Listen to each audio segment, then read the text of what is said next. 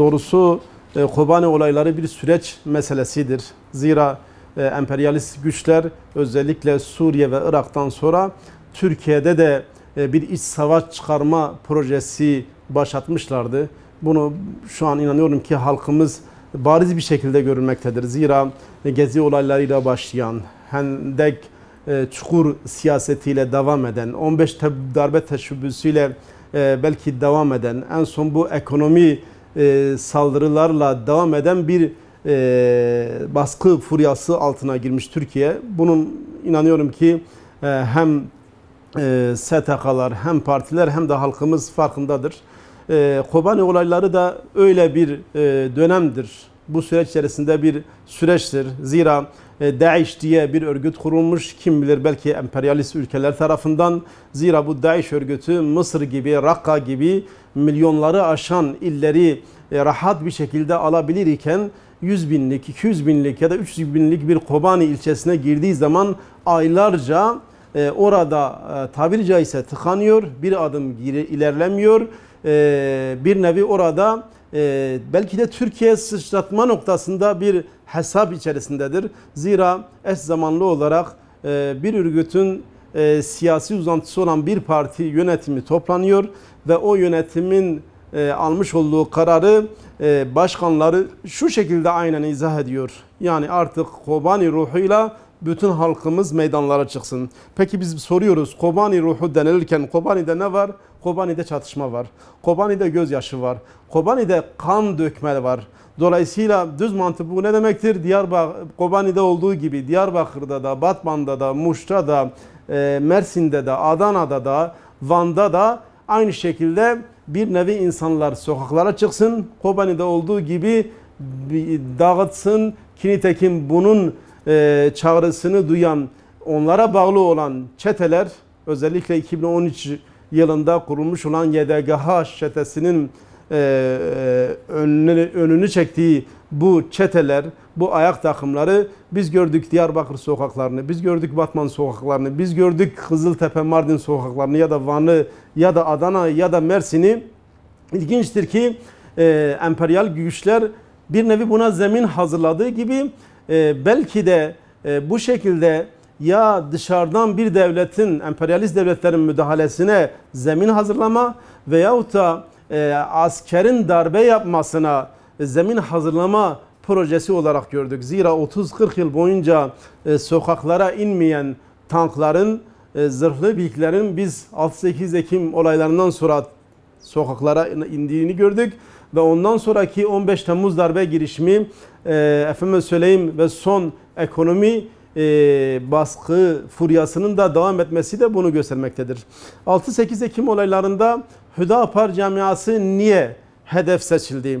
Yani elbette ki Irak ve Suriye'den sonra Türkiye'de iç kargaşa çıkarma, Türkiye'de iç savaş çıkarmanın yolu Kürtleri ve Türkleri birbirlerine düşürmekten geçer.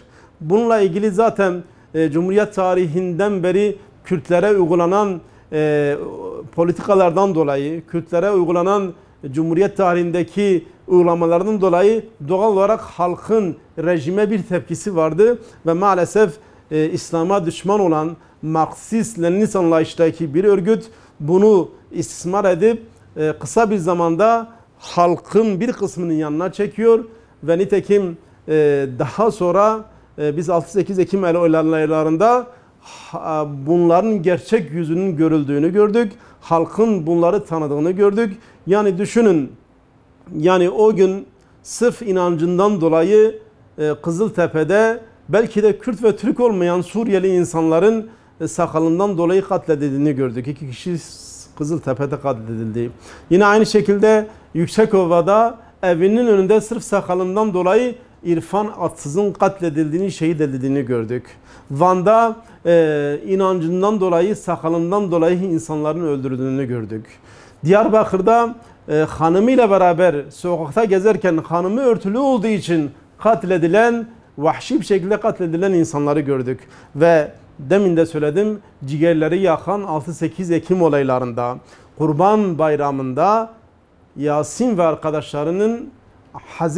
Hüseyin misali katledildiğini gördük. Öyle bir vahşet ki düşünün, onlar kurban etini dağıtmak üzere sokaklarda, belki de Kobani'de gelen o muhacirlere kurban eti dağıtırken bu vahşi çeteler tarafından abluka altına alınıyor.